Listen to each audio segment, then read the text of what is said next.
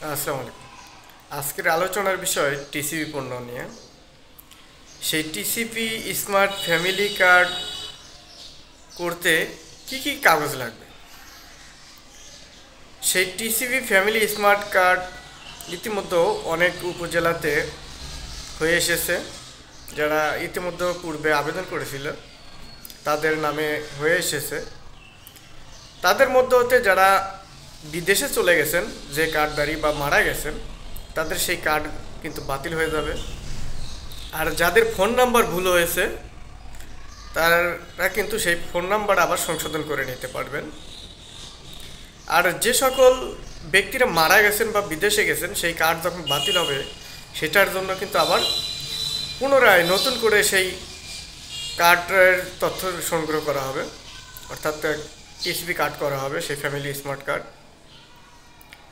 সেটার জন্য যা দরকার সেটা হলো স্বামী স্ত্রী উভয়ের ভোটার আইডি কার্ডের ফটোকপি লাগবে।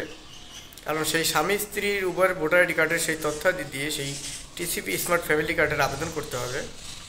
আর একটা পরিবার যেন একটা সেই ফ্যামিলি স্মার্ট কার্ড পায়, সেই জন্য কিন্তু স্বামী স্ত্রী উভয় ভোটার আইডি কার্ডের ফটোকপি লাগবে।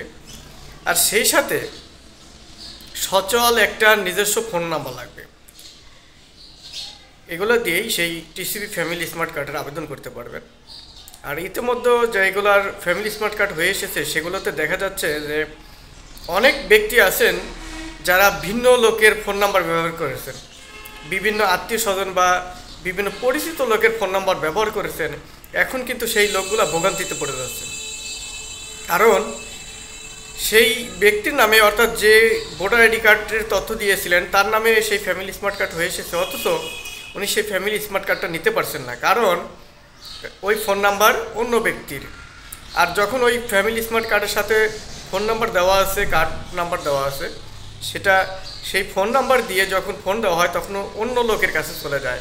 যখন ওনাকে জিজ্ঞেস করা হয় আপনি কি অমুক, তখন উনি বলেন না আমি অমুক না, ভুল নাম্বারে ফোন করেছেন।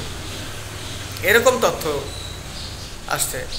তো যাই হোক, এরকম ভুল কেউ করবেন না। ভুল না করে স্বামী স্ত্রী উভয়ের ভোটার আইডি কার্ডের ফটোকপিতে নিজস্ব একটা ফোন, সচল একটা ফোন নাম্বার দিয়ে সেই ফ্যামিলি স্মার্ট কার্ডের আবেদন করবেন। আর যারা নিতে পারছেন না তারা এরকমভাবে নিয়ে নেবেন। সবাই ভালো থাকুন, সুস্থ থাকুন। আসসালামু আলাইকুম।